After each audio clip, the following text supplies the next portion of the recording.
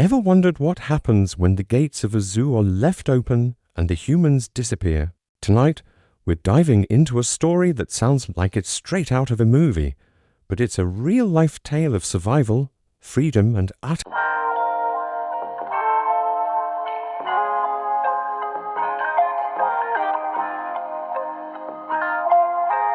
chaos. We're going to uncover the incredible journey of animals who escaped an abandoned zoo, a place that went from a home to a prison, and then to an open door into a brand new world. This is the story of the Great Zoo Escape, a night of chaos that changed everything for a community of creatures left behind. So, grab your sense of adventure, because you won't believe what happened when the cages were finally empty. It all started at the old Northwood Wildlife Park. Once a bustling family attraction, it had fallen on hard times. Visitor numbers dwindled, funding dried up, and eventually, the owners declared bankruptcy. The gates were chained shut, the staff went home, and a strange, eerie silence fell over the park. But inside, life continued. Hundreds of animals, from majestic lions to mischievous monkeys, were still in their enclosures. For weeks, a skeleton crew of volunteers tried to keep them fed, but resources were scarce. The situation was desperate. The animals grew restless, their instincts telling them that something was deeply wrong. The familiar routines were gone, replaced by uncertainty and hunger. Then came the storm. Not just any storm, but a once-in-a-century tempest with howling winds and torrential rain. It battered the aging infrastructure of the zoo relentlessly. Fences, already weakened by neglect, began to buckle. Trees crashed down and the power grid failed, plunging the entire park into darkness. And that's when it happened. A massive oak tree, ancient and heavy, collapsed directly onto the main perimeter fence, tearing a gaping hole in the barrier that had separated the zoo from the sprawling forest beyond. But it wasn't just the outer fence. The storm's fury also damaged individual enclosures. A latch on the primate house was blown open. A section of the aviary's mesh was torn away. The door to the reptile house swung open on a broken hinge. It was a cascade of failures, a perfect storm of opportunity. The first to venture out were the smaller, more agile creatures. A family of capybaras, normally placid, waddled through a break in their fence and slipped into a nearby creek, disappearing into the night.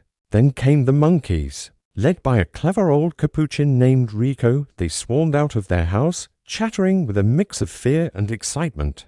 They were explorers by nature, and the world outside was a tantalizing, unknown playground. They scurried up the fallen oak tree and into the surrounding woods, their familiar calls echoing in the strange, new environment.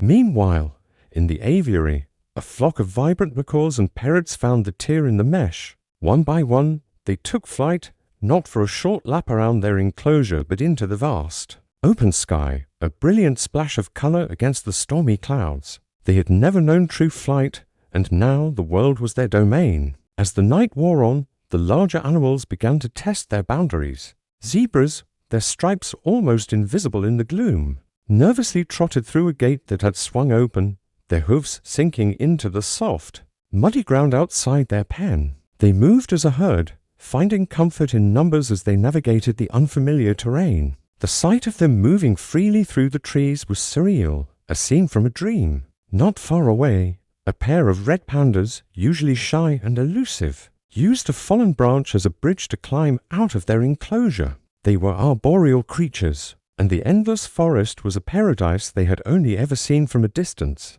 Their escape was quiet, almost ghost-like, a silent departure into the wild. For these animals, it wasn't a riot, it was a quiet, instinctual migration toward survival. But the most heart-stopping moment of the night was yet to come. It involved Maya, the zoo's magnificent Bengal tiger. Her enclosure was one of the most secure, but the storm had weakened a section of the wall. Pacing restlessly, driven by instinct and hunger, she pushed against the damaged concrete again and again. With a final, powerful shove, a section of the wall crumbled and she was free. The apex predator of the zoo was now loose. But Maya wasn't on a rampage. She moved with a cautious grace, her senses overwhelmed by the smells and sounds of the forest. She was wary, alert, and more interested in finding a safe, quiet place than in causing destruction. Her journey was a silent, solitary one, a queen reclaiming a long-lost kingdom. Local residents living on the edge of the forest began reporting strange sightings the next morning. A flash of vibrant feathers in the sky, unusual tracks in the mud, and the distant, haunting call of a creature that didn't belong. The morning after the storm, the world woke up to the news.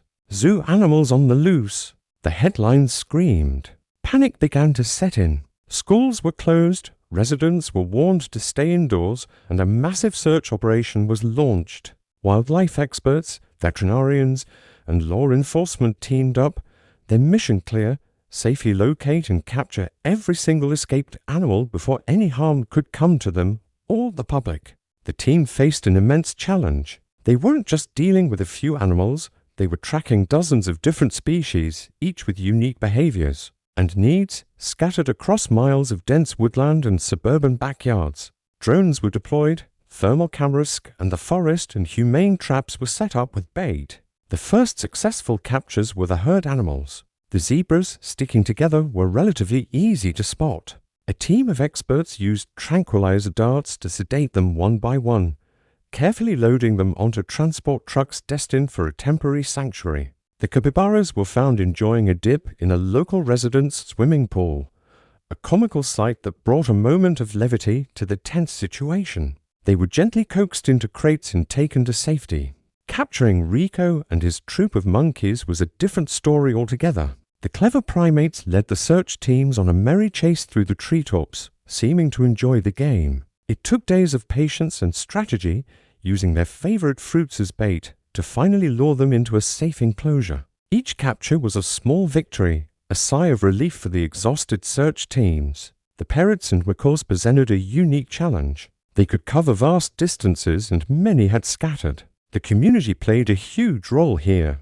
People reported sightings from their gardens and rooftops. Wildlife experts used recorded calls of their own species to attract them. Slowly but surely, the colorful fugitives were recovered, drawn in by the promise of food and the familiar sounds of their flock. One by one, the zoo's former residents were being accounted for. The red pandas were found curled up asleep high in an old pine tree, and the search for the elusive tiger Maya intensified. Fear in the community was at its peak. Everyone was on edge, knowing a tiger was roaming the woods. The search team focused on a remote, hilly area where large tracks had been found. After days of tracking, they finally found her. A drone equipped with a thermal camera spotted a heat signature in a dense thicket near a secluded river. The team moved in, not with aggression, but with extreme caution. They found Maya resting, not menacing, but looking tired and wary. The head veterinarian, Dr. Reese, approached slowly. He had known Maya since she was a cub. He spoke to her in a calm, familiar voice. Instead of using a long-range dart that might startle her, he managed to get close enough for a clean, safe shot. The tranquilizer worked quickly, and the magnificent tiger fell into a deep sleep. The relief was immense. The most dangerous animal was safe. Her capture marked the turning point. The great zoo escape was finally coming to an end. With all the animals accounted for, the question became, what next? The old zoo was condemned, and there was no going back. Thankfully, the story had captured the world's attention. Zoos and wildlife sanctuaries from all over the country and even internationally reached out, offering to give these animals new, permanent homes. The zebras went to a huge open-range safari park in Texas where they could run for miles. Rico's monkeys were relocated to a primate sanctuary in Florida with acres of forest to explore. The flock of parrots found a home in a massive, free-flight aviary in San Diego, and Maya, the tiger, was transferred to a renowned big cat rescue center, where she would live out her days in a spacious, naturalistic habitat with the best possible care. This incredible event served as a powerful wake-up call. It highlighted the fragility of zoos that rely on precarious funding and the profound responsibility we have for the animals in our care. It led to stricter regulations and the creation of emergency funds to prevent such a disaster from ever happening again. The story of the abandoned zoo is a chaotic, thrilling, and ultimately hopeful tale. It's a reminder of the wild spirit that lives within every animal and the incredible resilience of life. It showed us what can happen when the man-made world fails, and nature finds a way to take back its own, Thank you for joining us on this wild journey. If you found this story as fascinating as we did, don't forget to like, subscribe, and hit that notification bell for more incredible stories from our natural world. See you next time.